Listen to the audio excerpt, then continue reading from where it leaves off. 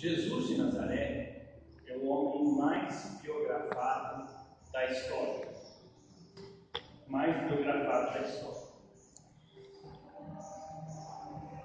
Obviamente, nem todas as biografias são favoráveis, são positivas.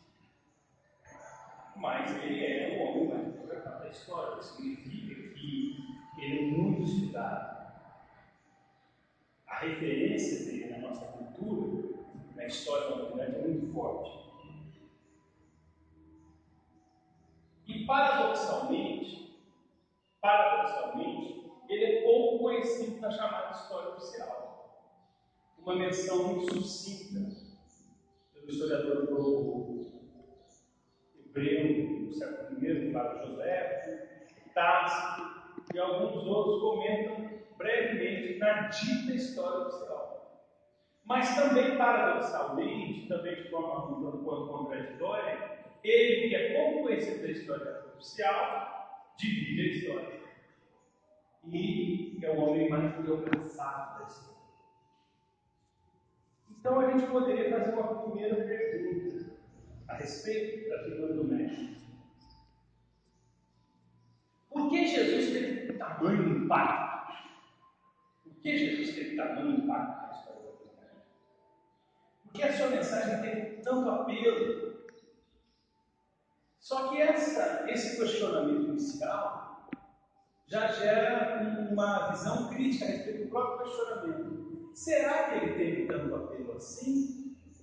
Porque o mundo está cheio de problemas. O mundo, a gente sempre diz que está faltando Jesus no coração das pessoas. Será que teve sim ou não? Como é que funciona isso? Quem nos dá essa resposta é o benfeitor espiritual Emmanuel.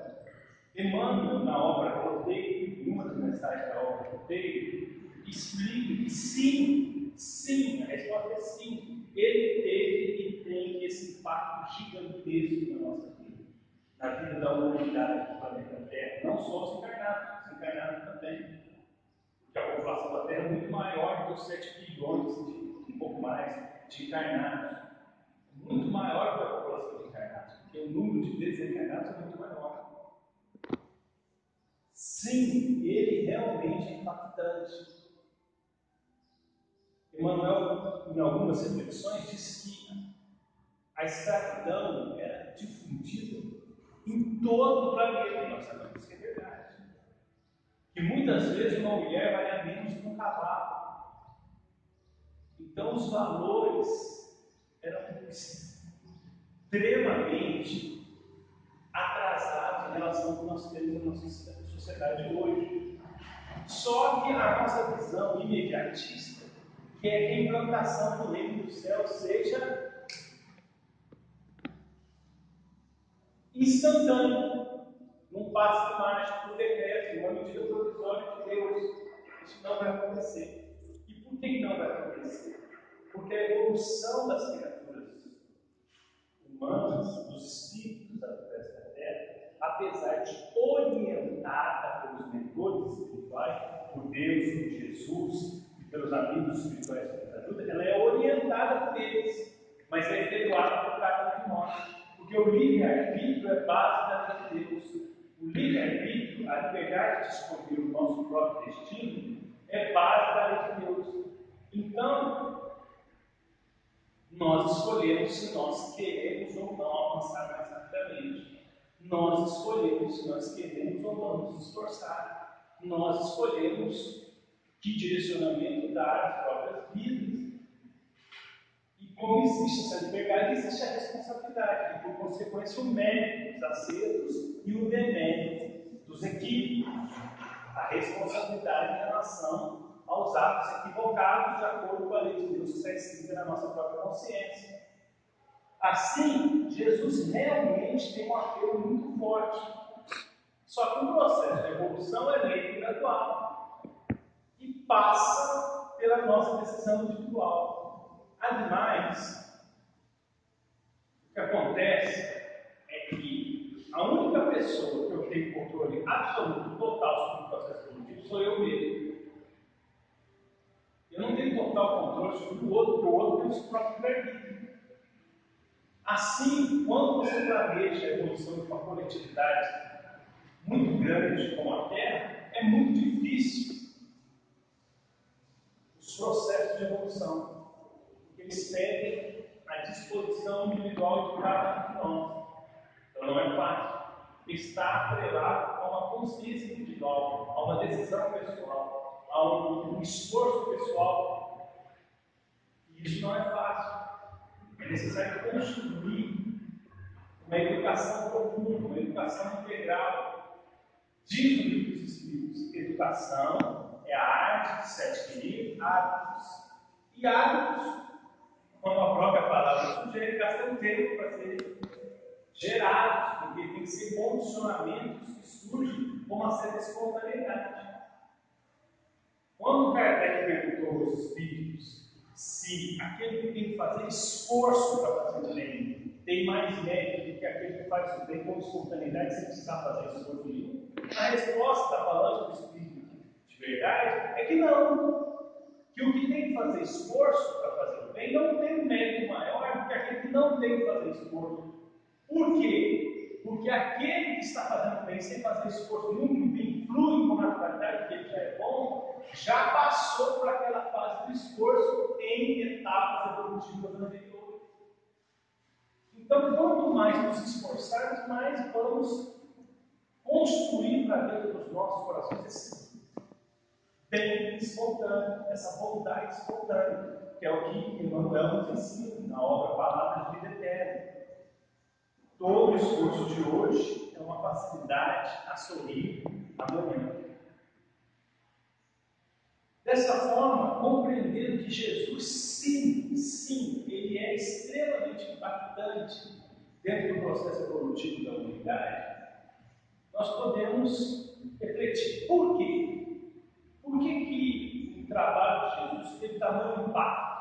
Quais são as características, ou algumas das, porque são muitas, mas quais características nós poderíamos elencar, reunir, para tentar explicar por que Jesus é tão impactante do ponto de vista evolutivo para toda a humanidade?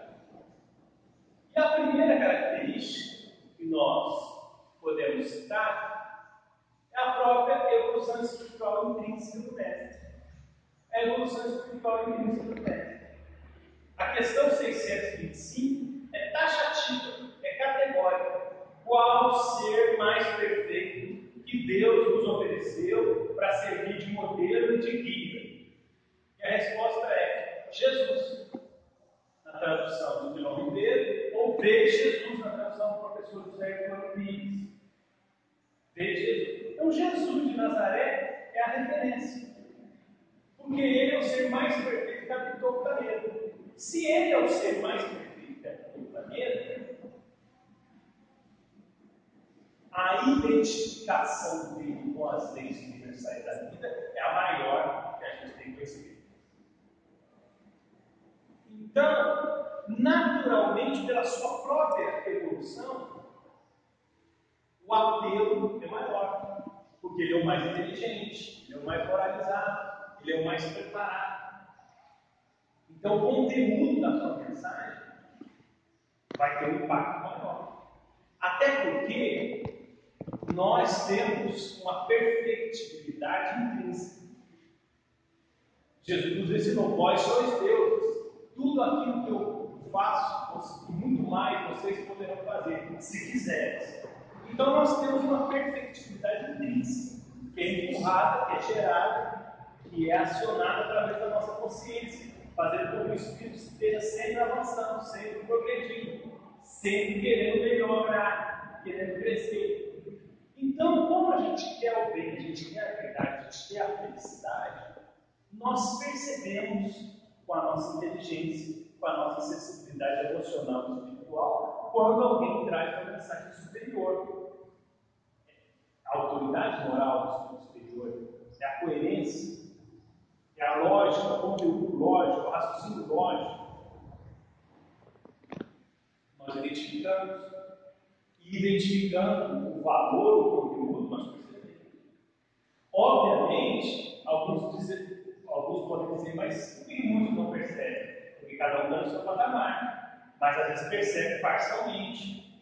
Na medida que as pessoas vão avançando, o nível de percepção vai sendo maior.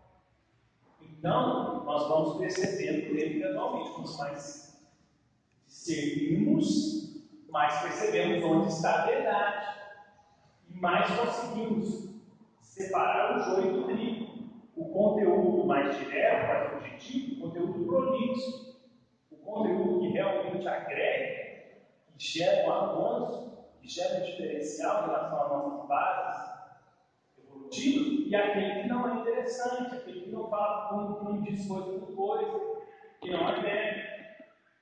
Então, o ponto-chave do impacto que Jesus tem é a sua evolução espiritual em Cristo. Ele é mais evoluído.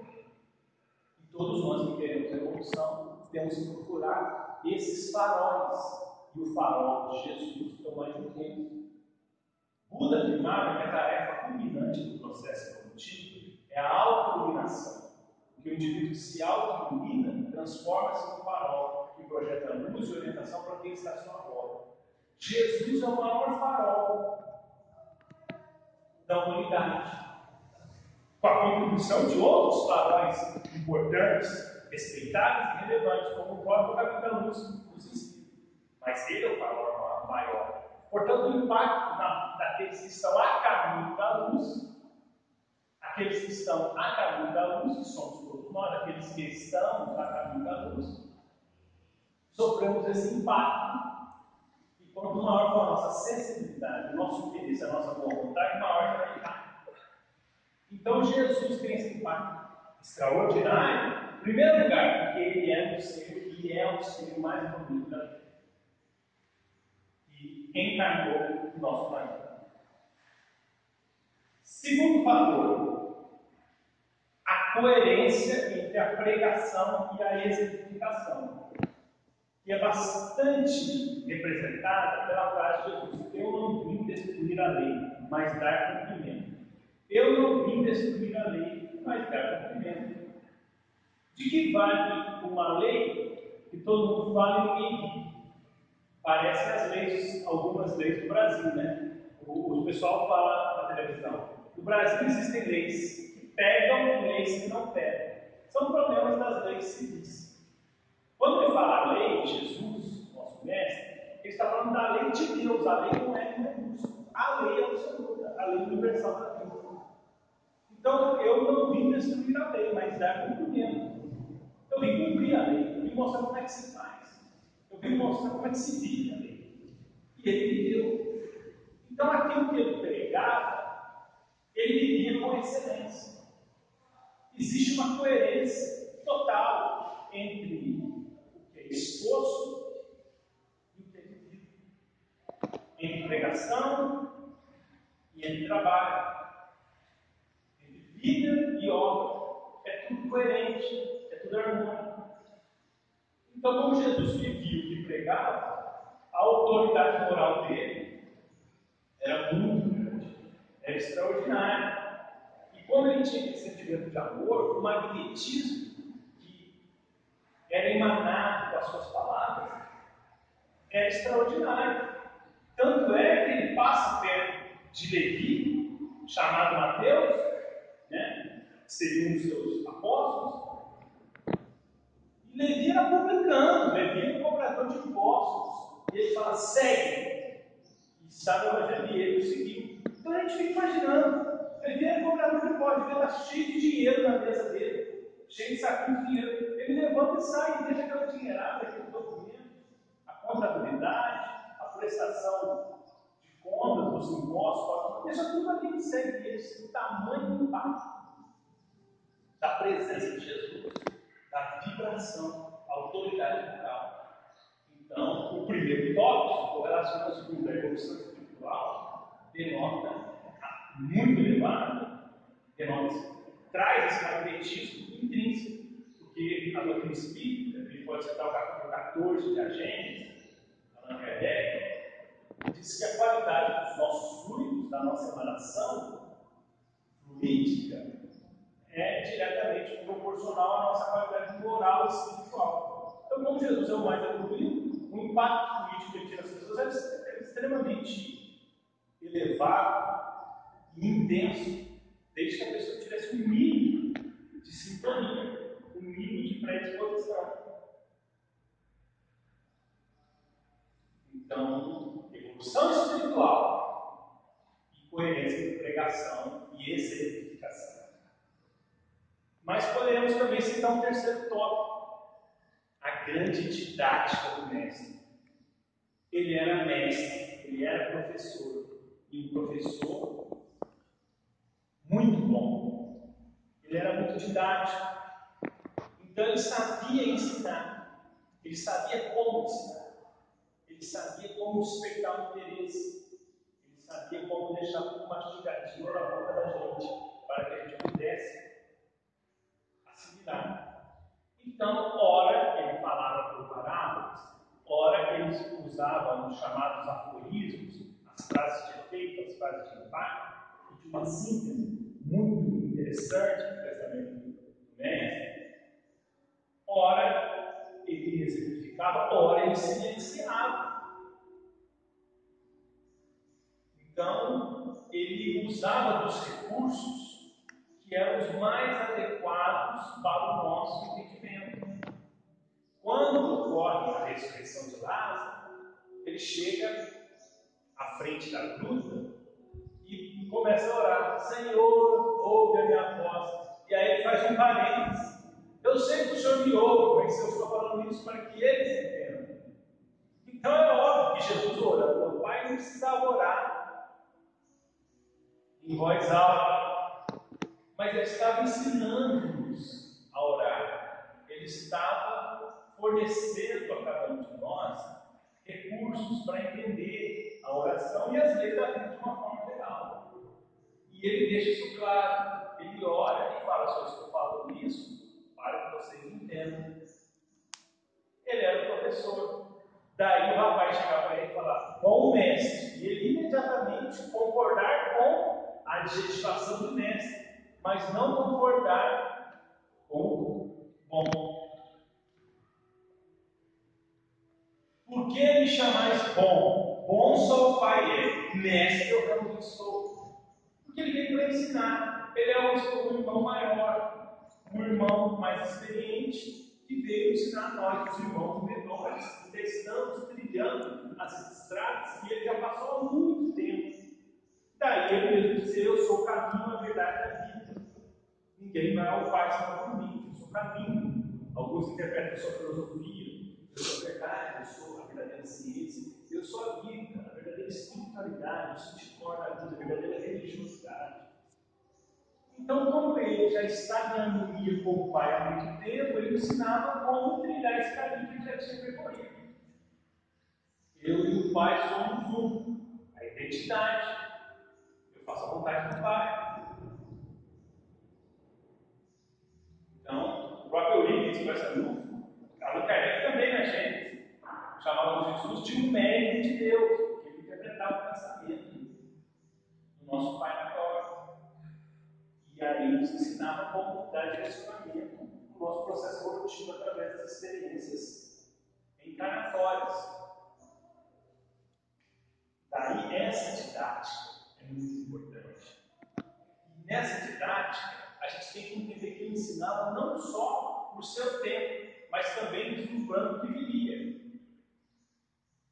Ele disse para Públio Lentulus, o senador: agora ou só no decorrer de mim?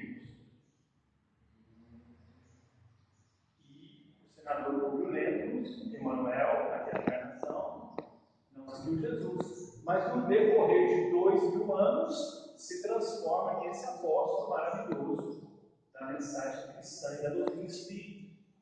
Então Jesus tinha essa noção de processo, que muitos daqueles que naquele momento não compreendiam, ou compreendiam muito limitadamente, compreenderiam muito, um pouquinho à frente. Ele mesmo disse a Nicodemos: necessário é nascer de novo. Então ele tinha uma mensagem para o momento, sim, mas tinha uma mensagem para a posteridade, porque ele era um professor que percebia o processo de educação, de ensino, aprendizagem, que todos nós estamos submetidos dentro das leis do progresso, que são leis de Deus. interessante, na última ceia, a maior oração que Jesus proferiu, enunciou, elaborou, pelo menos registrada nos textos canônicos. Ele está na última ceia e diz: Pai, agora glorifica com a mesma glória que eu tinha contigo antes que o mundo fosse criado. Então, antes que a terra fosse criada, Jesus já era um ser perfeito, o que faz todo sentido. Emmanuel, no Caminho da Luz, diz que, por duas ocasiões, os maiores seres do sistema solar se reuniram. Quando o sistema se desdobrou da nebulosa e foi formado o nosso sistema solar propriamente dito, e quando Jesus nasceu na Terra. Tamanha a relevância desse momento para a história, não só da evolução do planeta Terra, como da evolução do sistema solar, considerando a Terra como uma das unidades desse sistema como um todo. O que mais? Os apóstolos. Jesus escolheu aqueles mais adequados, mais preparados para coadjuvá-lo nessa tarefa da divulgação do Evangelho. Quando comentei sobre o convite que ele fez a Mateus, e Mateus saiu imediatamente a segui-lo, é interessante lembrar que em determinado momento Jesus disse para os apóstolos: vocês não escolheram a mim, eu escolhi a vós. Então, Jesus deixa claro que previamente, antes da encarnação de todos eles, o que é natural, o que é óbvio, porque uma missão igual de Jesus não é feita sem planejamento, já tinha sido feito um amplo planejamento e Jesus já tinha selecionado aqueles que iam desempenhar cada função e de que maneira ia funcionar essa estruturação. E os apóstolos eram seres muito sinceros, muito dedicados, com valores intrínsecos que foram conquistados através de vidas anteriores. Então já estavam preparados para acompanhar, assimilar e principalmente divulgar, sobretudo depois da morte de Jesus, depois dos aproximadamente 3 anos em que Jesus ficou na sua missão pública, os ensinos para todo mundo. Daí Jesus, no Jardim das Oliveiras, dizia: não peço que os tire do mundo, mas que os livre do mal. Porque eles apóstolos, precisavam ser testados para a evolução deles mesmos, sem a presença física de Jesus, para que eles testassem a sua iniciativa, a solidez das suas próprias conquistas. Eles precisavam. E o mundo precisava muito mais. Quando eu digo o mundo, estou dizendo todos nós, os beneficiários do trabalho desses faróis. Grandes faróis, mas menores do que o farol maior de Jesus. Esses faróis vieram trazer luz para todos nós. Então, eles precisavam, individualmente, das suas tarefas de contribuição para a obra da criação e de evolução individual, conforme a questão 132 do Livro dos Espíritos, quais são os objetivos da reencarnação. Mas nós, enquanto beneficiários, enquanto habitantes, com evolução menor da Terra, precisávamos muito mais. E Jesus, consciente desse planejamento, selecionou, sabia quem ele selecionava. Quando ele aparece para Saulo de Tarso, às portas de Damasco, posteriormente ele aparece para Ananias, que seria perseguido pelo próprio Saulo naquela visita que Saulo fazia a Damasco. E Jesus disse: pois ele é para mim um vaso escolhido para levar a mensagem aos gentios. Então, Jesus escolheu. Quantas pessoas perseguiram o cristianismo? Por que ele apareceu para Saulo? Ele sabia dos valores e princípios de Saulo. Saulo já era um indivíduo que tinha uma preparação prévia na erradicidade e em outras vidas. Então a gente pensa, uma reflexão, um pequeno parênteses sobre esse contexto, citando o apóstolo Paulo como exemplo. Como é perigoso perder o foco na vida física. O apóstolo Paulo realmente se torna o maior propagador do cristianismo depois do próprio Jesus. Então Jesus sabia o que ele fazia. Ele era um extraordinário apóstolo. E mesmo sendo esse extraordinário apóstolo, plenamente preparado, ele teve aquele início complicado. Então, a gente tem que vigiar, a gente tem que orar, a gente tem que se reavaliar, se autoavaliar. Nós estamos nessa passagem de ano, né? Essa fase que a gente faz uma reflexão sobre o que a gente fez no ano todo e sobre os planos para o ano novo. A gente pensa nisso, que estamos fazendo na nossa encarnação, porque os anos passam e a vida física passa muito rápido. E muitos de nós, principalmente como espírito, prometemos muito, nos comprometemos muito, dissemos que íamos fazer muito, e projetamos, e prometemos trabalho, nos comprometemos com trabalhos em conjunto. Chegando aqui, não conseguimos trabalhar em parceria, não conseguimos ser irmãos, não conseguimos nos esforçar, não temos uma força individual de tentar fazer, e aí a gente perde a ligação. Então, a gente deve ter um certo cuidado, lembrando das dificuldades que o próprio Saulo teve para assumir o arado dentro da sua parte, da parte que cabia de atuação na divulgação da boa nova. O que mais? Por que a mensagem de Jesus teve tanto impacto? Porque os tempos eram chegados.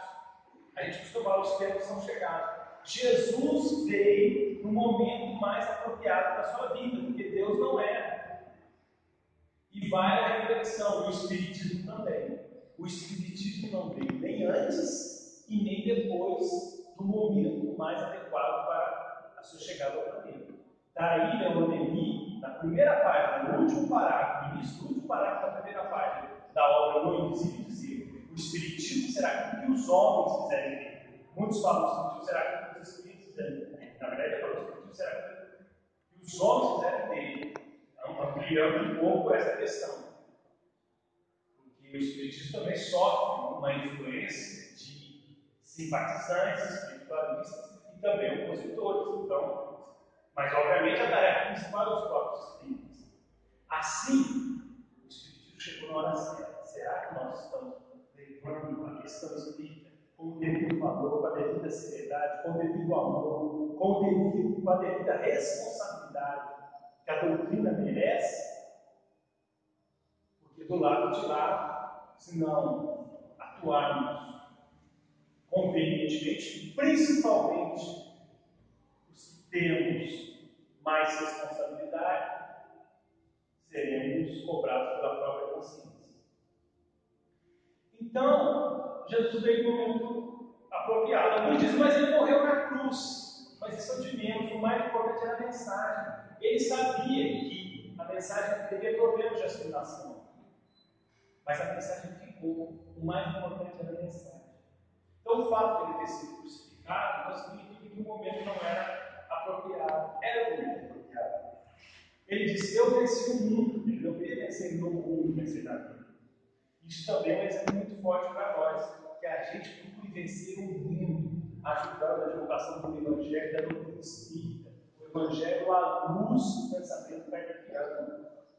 E lembrando sempre que é o sexto tópico, a mensagem do Evangelho é de alegria, é boa nova, e todo mundo gosta de receber boas notícias. Esse é o motivo para justificar o impacto e a proliferação da mensagem.